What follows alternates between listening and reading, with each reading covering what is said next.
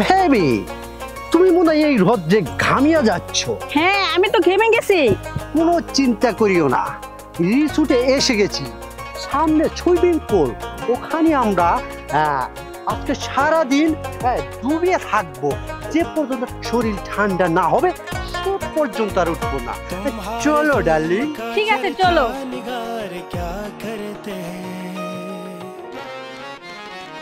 तुम्हारे जुल्म का चर्चा निगार क्या करते हैं, किसी से जिक्र दिले दागदार क्या करते हैं, किसी से जिक्र दिले दागदार क्या।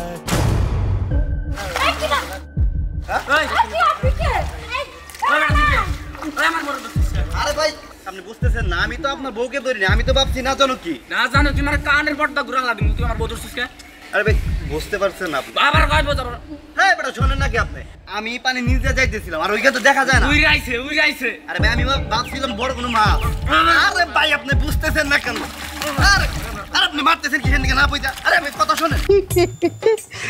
আর কয়েকদিন যদি গরম থাকে তাহলে আমার ব্যবসা একবারে জাকজমক ধরিয়ে যাব গা। টাকাটা গইনা লই আসলে এই বেলা মধ্যে কত টাকা হইবে?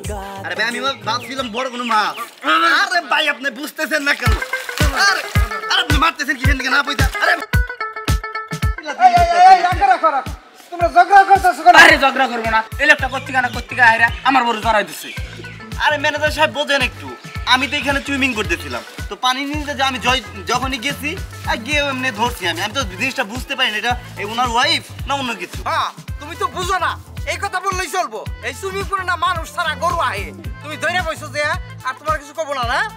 এই জন্য আমি জামাই বউ ছাড়া সুইমিং পুলে নামতে দেই না। যদি নামে অন্য মানুষ এগুলা করে কি আরেকজনের বউরে চাপিয়ে ধরে।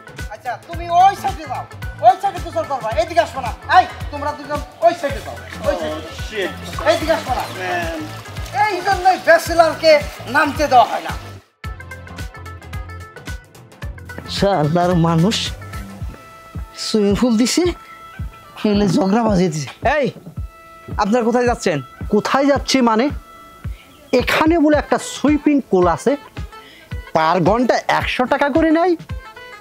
আমার ডার্লিংকে নিয়ে আমি একটু সুইমিং পুলে নামবো। নামবেন, অসুবিধা নাই, কিন্তু এতদিন ছিল পার ঘন্টা 100 টাকা, কিন্তু যে গরম পড়ছে এই জন্য আমি একটু বাড়িয়ে দিছি 500 টাকা। কয়দিন গরম থাকে কম যায় না, তো বুঝলেন নাই? হোয়াট? ও darling no problem. No problem, আমার বেবি বলেছে আমি 500 টাকাই দেব। আচ্ছা ঠিক আছে, অসুবিধা নাই, কিন্তু আপনাদের পরিচয় কি, সম্পর্ক কি? আমরা হলাম হাজবেন্ড আর গার্লফ্রেন্ড। হাজবেন্ড আবার গার্লফ্রেন্ড মানে বুঝেন নাই, স্বামী স্ত্রী। হ্যাঁ আপনাদের কথা বুঝতে পারছি, কিন্তু তার জন্য তো কাবিননামা লাগবে। হোয়াট কাবিননামা মানে? এই একটা কথা বললেন, আর সাথের কি কাবিন নিয়ে কেউ ঘুরে? আপনার কাবিন কি আপনি দেখাইতে পারবেন?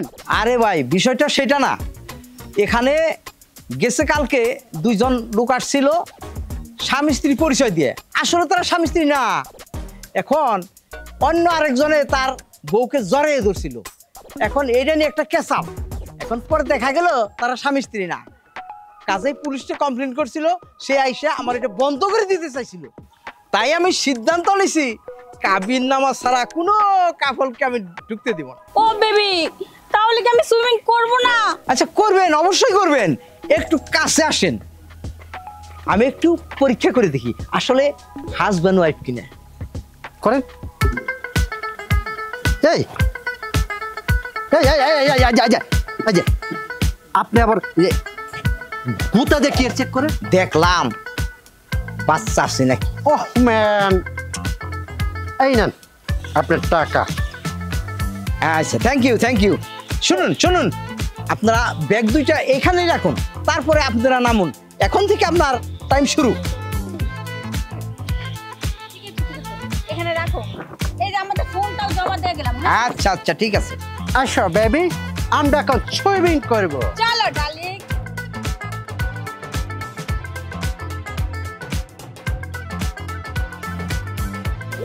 বেবি এইভাবে না তো, কিভাবে? এইভাবে।